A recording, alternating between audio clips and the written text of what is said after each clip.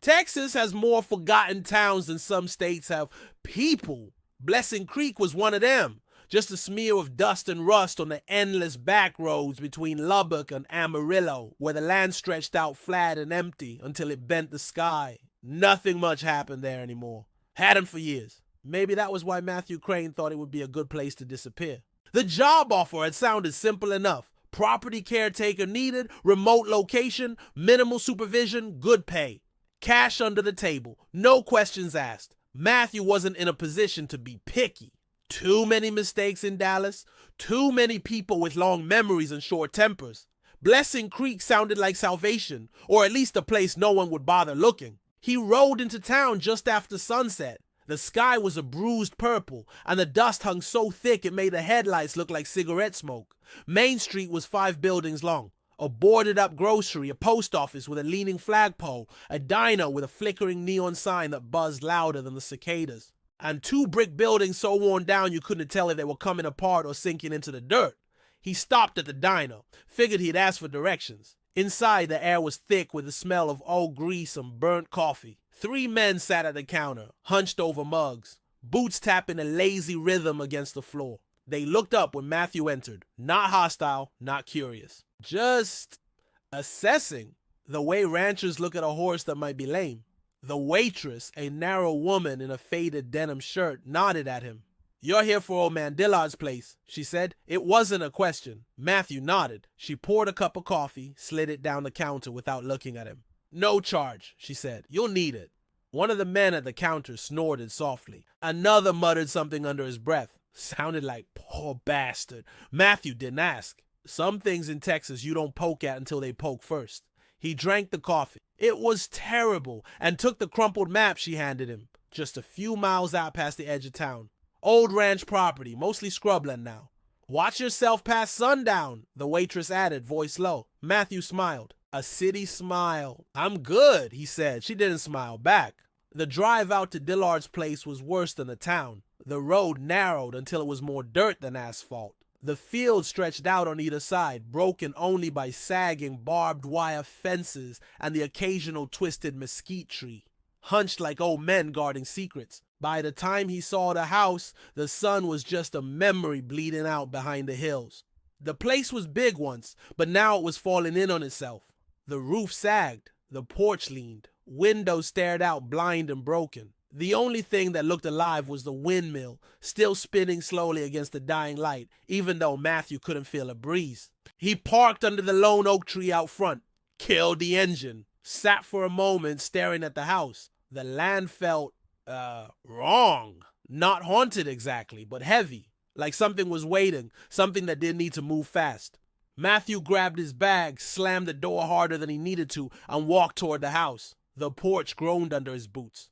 The front door wasn't locked. It swung open at his touch with a low, yawning creak. Inside, the air was cool and dry. The floorboards sighed under his weight, releasing little puffs of dust that caught the last sliver of sunset leaking through the shattered windows. The house smelled of old wood and older sorrow. Matthew dropped his bag by the doorway and took a long look around. "Home, sweet home," he muttered. Somewhere deep in the house, something answered him. Not a word, not a sound, just a feeling, a ripple through the floor, as if the house had exhaled. Matthew spent the first hour exploring the house with the careful detachment of someone walking through someone else's memories. The place was bigger than it looked from the outside. 2 floors, 5 bedrooms, a wide-open living room with a stone fireplace big enough to roast a cow in, and a kitchen that hadn't seen a hot meal in decades. Most of the furniture was still there. Dusty, rotting, but stubbornly clinging to its place. Old photographs hung crooked on the walls, their subjects faded to pale ghosts. An oil painting above the fireplace showed a man with sharp eyes and a sharper mouth. Probably old man Dillard himself. Matthew gave the painting a mock salute as he passed. "Hope you don't mind the company," he muttered. The house said nothing, but the floors creaked softly under his boots, like an old dog shifting in its sleep. By nightfall, he had staked out the front parlor as his temporary living space, dragged a half-decent armchair near the fireplace, set up a folding table and an ancient lamp that barely sputtered to life when he plugged it in. He unpacked his things methodically, a few changes of clothes, a half dozen paperbacks, a battered revolver he kept in a zippered pouch at the bottom of his duffel. Just in case. Out here, you didn't ask for trouble, but you didn't bet against it showing up either. The wind outside picked up as the last of the light drained from the sky. It wasn't cold, but the house cooled fast. The kind of chill that settled in your bones and made you pull your jacket tighter, even if you weren't sure why. Matthew found a can of beans in the pantry that didn't look too ancient and heated it over a single burner on the rusted old stove. He ate straight from the can, leaning back in a chair, listening to the wind rattle the loose boards and whisper through the cracks. At first, he thought it was the wind playing tricks. A scrape on the porch, a soft rhythmic tapping against the window glass. Normal sounds in an abandoned house on a lonely stretch of land. But after the third tap, he set the can aside and stood up. The room was dim, lit only by the dying flicker of the lamp and the half-hearted moonlight pushing through the broken windows. He moved to the front door, opened it slow. The porch was empty. The oak tree creaked lazily under the weight of the night air. Matthew stepped out, boots thudding on the warped wood. He listened. Nothing but the wind and the endless night stretching out in all directions. Still, the feeling didn't leave him. That sense of something just out of sight. Something holding its breath, waiting. He closed the door and bolted it, not because he was scared, because it felt polite, as if the house expected it. Later, lying half awake in a chair, the revolver within easy reach, Matthew heard it again. A shuffle of movement. From upstairs, from the far end of the hallway, a soft dragging step, then another, too slow for rats, too deliberate for the wind. He sat up, listening hard. The movement stopped. A long, long pause. Then faintly the sound of a door creaking open from the second floor, from directly above him. He waited, listened, nothing, no footsteps, no breathing, just the house, settling deeper into its own long, bitter memories. Matthew sat back, flexed his hand once over the grip of the revolver. Whatever it was, rats, raccoons, or something worse, it wasn't in a hurry, and neither was he. In Texas, you learned young. You didn't go looking for trouble after dark. You waited. You let it come to you. Around 3 in the morning, the air shifted. Subtle, but real. The scent of dust and wood was overwhelmed by something else. Something sour, something wet. A smell like earth after rain. Or a grave opened too soon. Matthew drifted into uneasy sleep with that smell thick in his nose. And somewhere in the house, something moved through the darkness, slow and steady, like it had all the time in the world. Matthew woke up to the sound of buzzing. At first, he thought it was the lamp again, sputtering against the cheap wiring. But when he opened his eyes, he saw it was something else. Flies. Dozens of them. Black and sluggish, they clung to the inside of the windows, crawling in lazy spirals across the cracked glass. The parlor was thick with them. They moved slow. Too slow for how cold it was, like they were swimming through syrup. He stood up fast, knocking over the lamp. It hit the floor with a dull thud and went dark. The buzzing intensified for a moment. A thick, angry sound vibrated against his skin. Then, just as quickly, the flies stilled, clung to the walls, the ceiling, the windows, watching, waiting. Matthew grabbed his bag and stumbled outside into the dry morning air. The sky was a washed-out blue. The sun already heavy and mean overhead. He leaned against the porch railing, breathing hard. The flies didn't follow. When he turned back toward the house, the windows were empty again, just cracked glass and peeling paint. No sign they'd ever been there at all. He spent the day outside, fixing the fence line with slow, deliberate movements. The cattle wire was rusted through in places, and the posts leaned like drunks after a long night.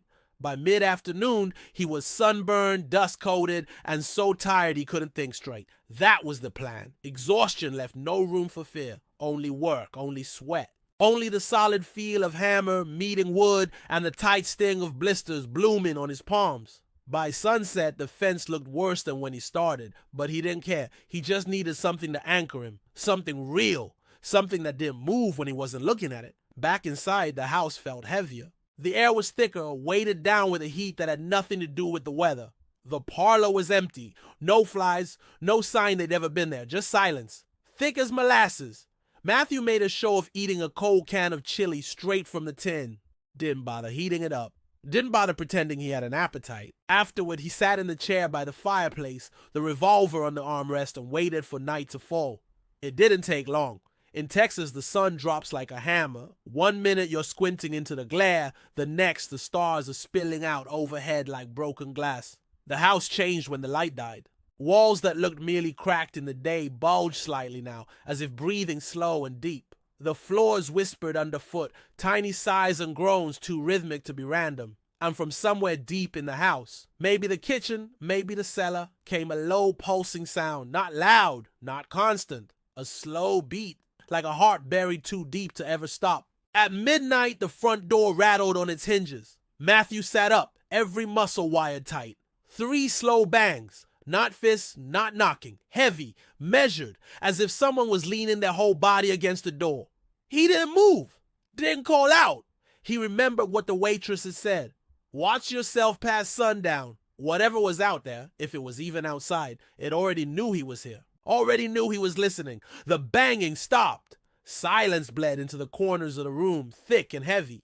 Matthew waited. Long minutes. No more sounds, no more movement, but the feeling didn't leave. The feeling that something had pressed itself flat against the door. Waiting, listening back. Near dawn, when he finally let himself drift into shallow, twitchy sleep, he dreamed of walking through endless fields of red dirt, dry and cracked and broken. And buried just beneath the surface, he could see faces, dozens of them, mouths open, eyes wide, hands clawing weakly at the sky. They whispered to him, not words, just hunger, endless aching hunger. And when he tried to run, the ground broke open under his feet and the red dirt swallowed him whole. He woke choking on dust, the taste of it thick in his mouth. The house settled back into its usual slow, patient breathing. And outside, under the brutal morning sun, Blessing Creek waited for him to come apart, one piece at a time. The morning heat hit like a slap. Even before 9, the air shimmered over the asphalt, and the dust baked into fine powder underfoot.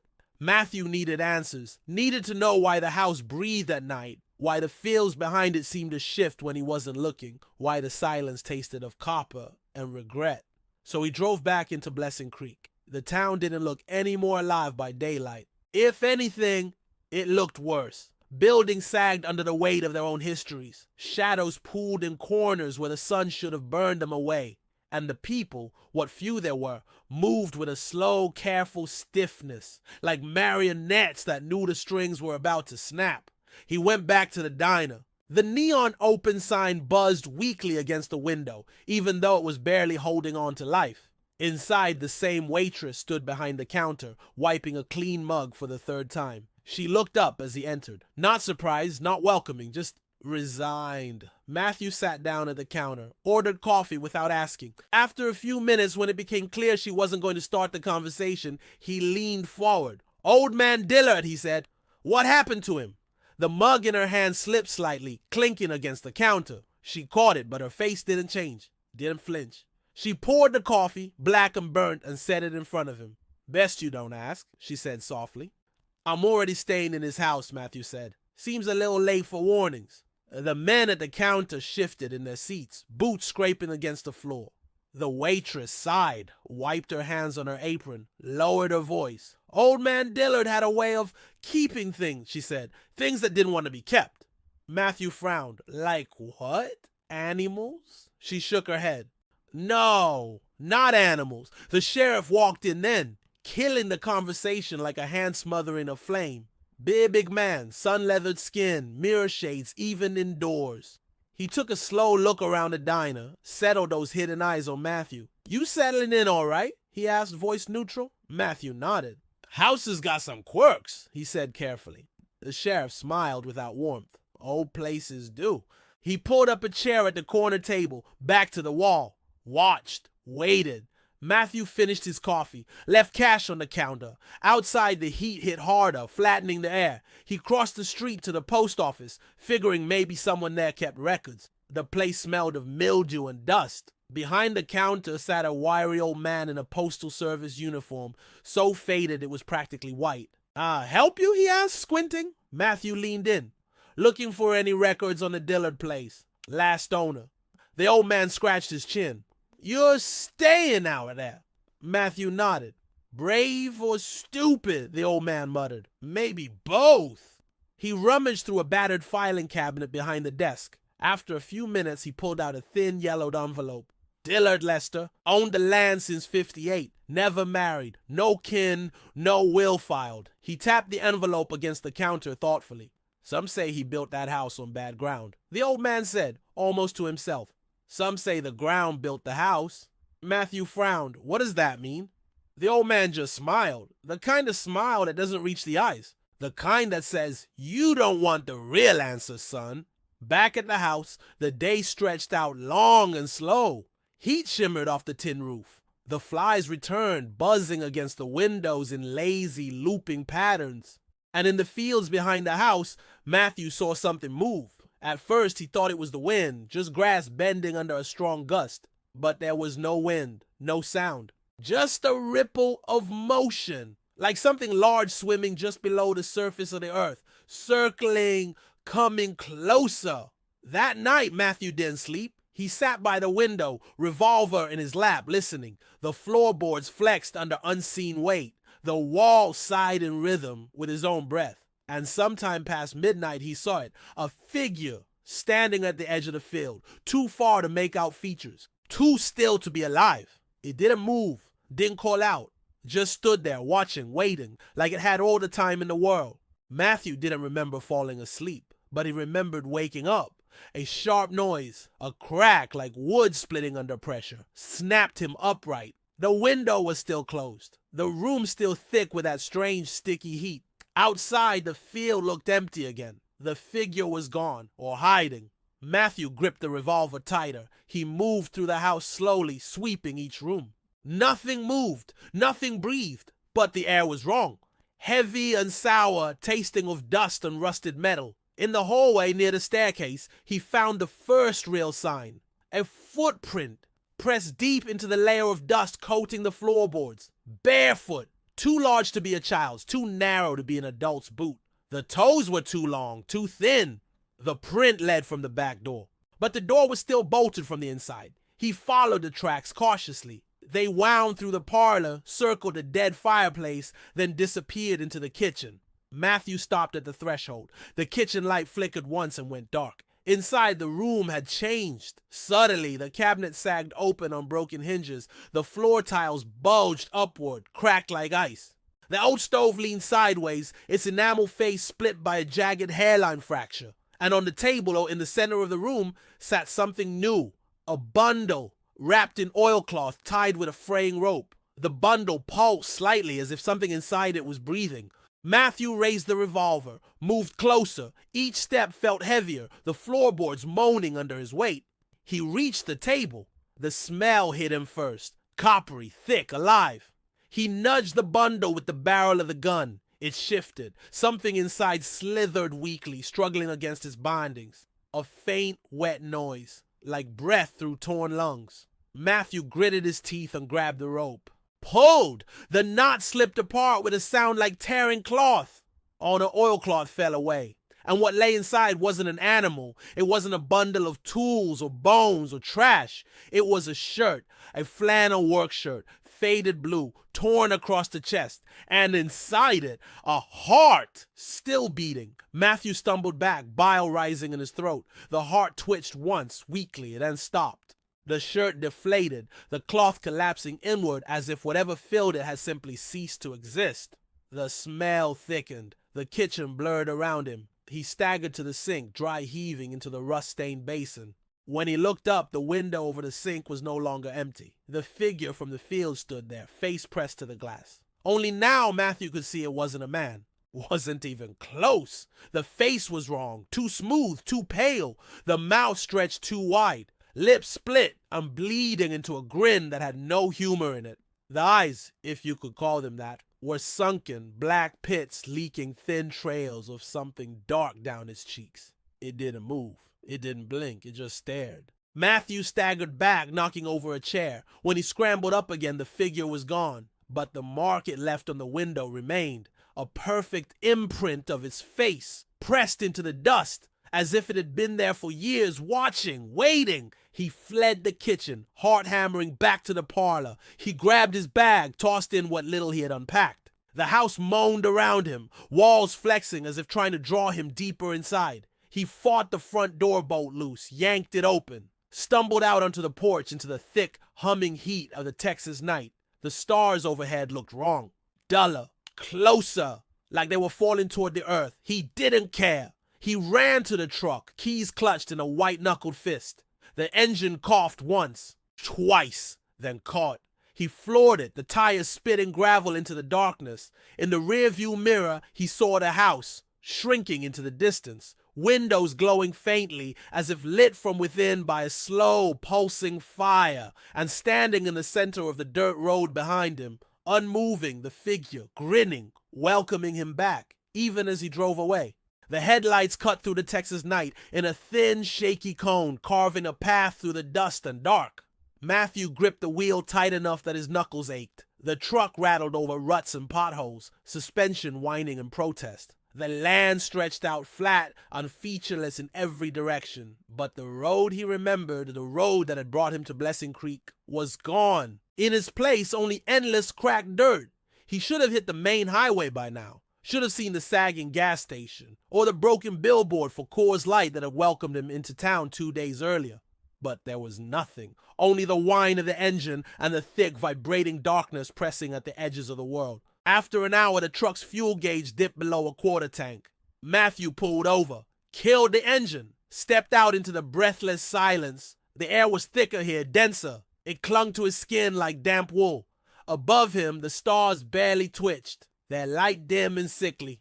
Wrong! He turned in a slow circle, scanning the horizon. The field stretched on forever, broken only by occasional dark smudges of trees, or things that might have been trees, twisting up against the sky. There was no sign of town, no sign of any life at all, only the faint impression of movement at the edge of the fields, something low and slow, rippling just beneath the surface of the earth. A sound drifted toward him, faint at first, carried on a breeze he couldn't feel, a voice calling his name. Matthew. He froze, listened. The voice came again from somewhere behind him, soft, familiar, but wrong. He turned. In the distance, barely visible under the weak starlight, he saw a figure walking toward him, slowly, staggering. He climbed back into the truck, locked the doors, turned the key. The engine caught with a growl. He floored it. The truck tore through the dirt, bouncing and shuddering over the uneven ground. He didn't care where he was going anymore. Only that he was moving, only that he was away from whatever was calling to him. For a while the road felt endless, relentless.